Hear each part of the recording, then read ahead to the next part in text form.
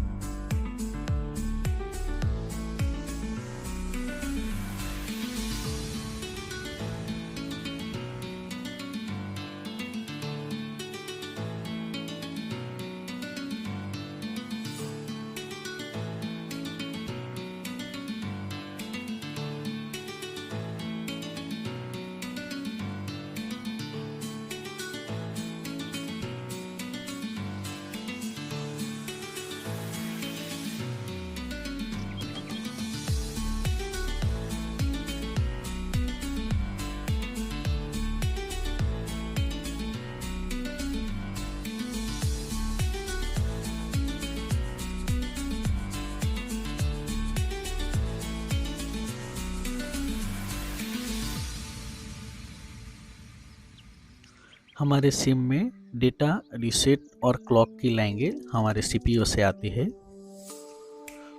और कुछ कंपोनेंट से गुजर के हमारे सिम ट्रे में आती है।